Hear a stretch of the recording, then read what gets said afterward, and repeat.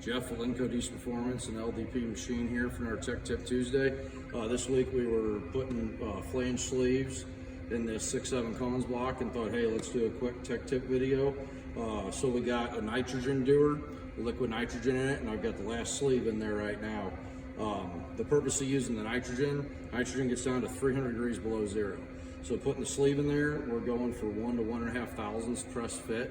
That sleeve shrinks down, falls in effortlessly, cuts out a lot of potential problems from pressing it in. So we're gonna go ahead and yank this thing out of here while it's cold, and then we'll go over more detail about what we're doing and the purpose of these. So you always gotta use caution if you are using the liquid nitrogen. It will burn you.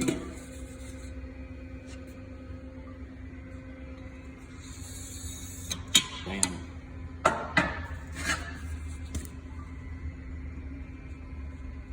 Okay, so that's how it's supposed to work. So, again, like I said, in order for a sleeve to work properly, it needs 1 to 1.5 thousandths press fit as your typical press that you give, which means it's an interference fit. The bore is 1 to 1.5 thousandths of an inch smaller than the outside end of the sleeve. So that's important for heat transfer. If you're running coolant in a wet block, which most people are, you need the heat to transfer from the rings to the cylinder wall and to the coolant. If you have a rough bore that you're pressing the sleeve into, or you don't have enough press fit, you're not going to transfer the heat through the two different layers, and therefore it's not going to cool good, or you'll get hot spots in the cylinder. So wanted to show a flange sleeve is exactly that. It has a flange at the top, so the diameter at the very top of the sleeve is larger than the diameter of the main part of the sleeve. So the reason that's important, especially on a diesel application, you go in and we cut a counter bore in the top of the block that this flange goes down and sits against. So the sleeve cannot drop. It can't go anywhere. The head's clamping down on it.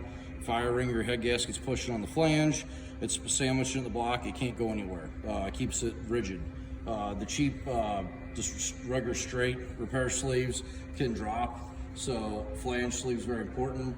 This is super common nowadays. We get at least once a week somebody asking how much to build me an engine, a 6.7 sleeve down to a 4 1/8 bore or 5.9 bore. So super common.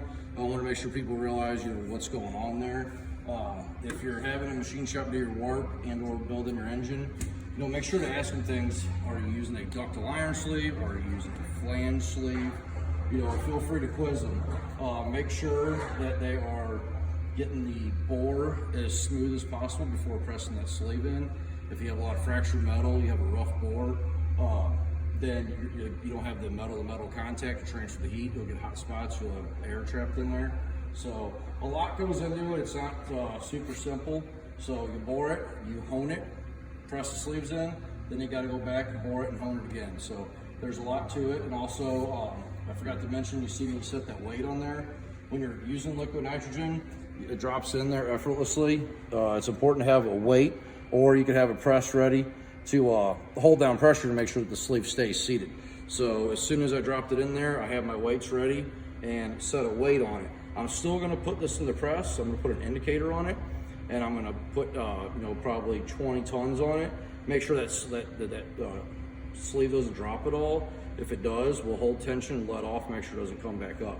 Because what will happen if you don't clean your counter bore good, or if you have a burr, that sleeve, once with some heat cycles, then will drop. If that flange isn't contacting the counter bore and block, the sleeve will drop and you'll blow a head gasket. So whether you're fire ringed or running a standard head gasket, you will get a leak. So very important. Like I said, it's not rocket science, but there is some important steps, and there is quite a bit to it. You're essentially boring the block twice. You're boring it much larger the first time, going back and boring again, you're honing it twice. So there is a lot to it, and it's very critical. So just want to run over that, and the use of liquid nitrogen is pretty cool.